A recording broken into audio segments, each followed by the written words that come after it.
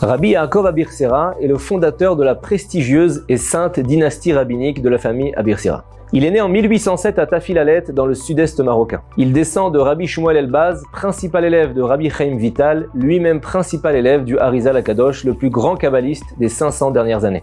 Mais commençons par sa naissance incroyable, car une âme si unique ne peut pas venir dans ce monde de manière ordinaire. Son père, Rabbi Mesraod, était juge rabbinique. Un jour, un couple le consulte pour rédiger leur acte de divorce, mais entre-temps la nuit tombe et donc l'écriture du guet est reportée au lendemain. Dans la nuit, Rabbi Mesraod fait un rêve extraordinaire dans lequel son père se révèle à lui en expliquant que la femme venue divorcer aujourd'hui est prédestinée à mettre au monde un enfant qui va illuminer le monde de sa Torah et lui demande de l'épouser. Bien sûr, 3 mois après son divorce, comme la loi juive l'exige. Le problème, c'est que Rabbi Mesraod est marié et que ça n'allait pas forcément plaire à sa femme. Mais la solution est arrivée en même temps. Sa femme, la rabbinite, a fait le même rêve que lui. Ils ont donc pris cette révélation du ciel comme véridique et Rabbi Mesraod l'a prise comme seconde femme. On raconte qu'à la naissance de ce futur tzaddik, la maison s'est emplie d'une lumière indescriptible et une joie incroyable s'est emparée de la communauté puisque la rumeur s'était un peu échappée. Déjà très jeune, on raconte qu'il avait une énorme soif de sagesse divine, des dons exceptionnels de compréhension, une vivacité d'esprit et surtout une capacité à rester concentré, ce qui fait toute la différence avec un enfant standard qui aime bouger et tout découvrir. À 6 ans, il maîtrisait déjà toute la Bible et quelques traités talmudiques. Et tout cela, c'est aussi et surtout grâce à une vie de pureté. Chaque jour, dès sa jeunesse, il se trempait au mikvé. Il n'a jamais souillé ses yeux de choses impudiques. Et son père, le Dayan, lui a transmis des méthodes d'approfondissement des textes du Talmud, du Midrash, du Moussar et de la Kabbalah, la mystique juive. Vers l'âge de 10 ans, il a mérité plusieurs apparitions du prophète Élie à des moments critiques qui lui ont même permis de sauver plusieurs fois la communauté d'une famine. À 12 ans, il part étudier chez les sages de Gourama à 250 km de chez lui et il ne revenait à la maison que pour les fêtes, donc déconnexion totale. Ensuite, il part 2 ans apprendre une autre approche de l'étude du Zohar chez les sages de Marrakech sous l'autorité du Rav Yaakov Abitan. Il faut bien comprendre qu'on parle d'une époque où on ne commande pas son billet d'avion depuis son téléphone pour atterrir 5 heures après dans une yeshiva chauffée. On est en 1820 au Maroc et le tout jeune Rabbi Yaakov part à 600 km de chez lui à Dodane et ni les chemins de boue, ni les routes bien tortueuses à la marocaine, ni la neige, ni la traversée des montagnes de l'Atlas le freinent. Il veut s'abreuver de la Torah des sages de Marrakech. Qui c'est qui a une détermination pareille à cet âge? Et voilà qu'à 16 ans et demi, après 2 ans à Marrakech, Rabbi Yaakov Abirsera est littéralement devenu un géant de la Torah. Il prend la tête de la communauté de Rissani où il fonde une grande yeshiva, où il forme des centaines d'étudiants du Maroc et d'autres pays. Le programme quotidien de Rabbi Yaakov est le suivant. Dès la tombée de la nuit, il étudiait 18 chapitres de Mishnayot. Chapitres. Il mangeait un peu.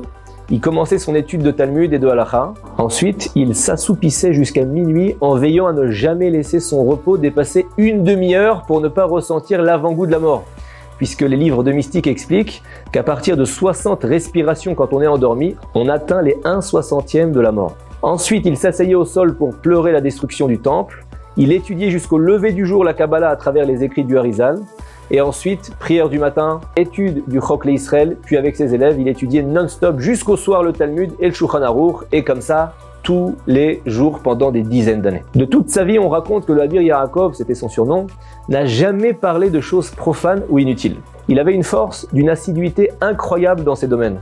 Et peu à peu, la puissance de ses bénédictions a commencé à se faire savoir. Des milliers de juifs du Maroc et des pays alentours affluaient chez lui. Les gens n'hésitaient pas à dormir devant sa porte pour recevoir sa bracha. Et à tel point que j'aimerais vous ajouter une histoire peu connue et qui a eu pourtant une incidence énorme sur la diffusion de la Torah dans le monde. On est en 1833, Rabbi Yaakov Abirsera a 26 ans.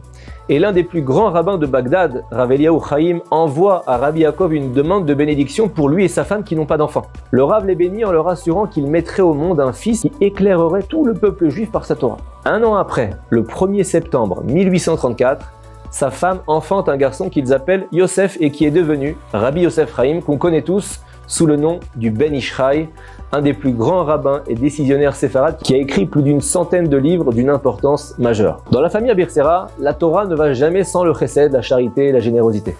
Quand il voyageait, Rabbi Yaakov n'oubliait jamais de collecter des dons pour les pauvres. Pour l'anecdote, selon le Harizal, à chaque repas de Shabbat, on doit avoir 12 pains à table. Mais lorsque Rabbi Yaakov entendait qu'il y avait des nécessiteux dans la ville, il renonçait à la coutume des 12 pains et leur distribuait ses propres pains.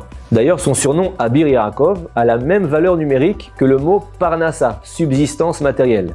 Aider les gens matériellement, spirituellement, c'est devenu une vocation ensuite dans la famille Abirsera. Et voilà qu'à l'âge de 74 ans, Rabbi Yaakov n'a toujours pas été en Israël puisque la communauté ne l'a jamais laissé partir, et c'est pas faute d'avoir essayé. Mais après 60 ans de bons et loyaux services, il décide de laisser ses fils diriger et se met en route vers Israël en passant par l'Algérie puis la Tunisie. Dans chaque ville où il s'arrête, les Juifs l'entourent, l'honorent. Et au moment d'arriver à Damanhour en Égypte, il s'arrête chez un notable du nom de Moshe Ben Sroussi. Là-bas, il décède le 20 Tevet 1880. D'après la tradition familiale, il a été enterré dans la région de Goshen, là où notre ancêtre du même nom, Jacob, a vécu et est mort en Égypte. Le tombeau de Rabbi Yaakov en Égypte, à Damanhour, est un endroit de miracle. J'ai entendu trop d'histoires depuis mon enfance sur ce lieu pour ne pas en faire mention. Même les Arabes égyptiens tiennent à la sainteté du lieu et ils l'appellent même le Cheikh Abirsira.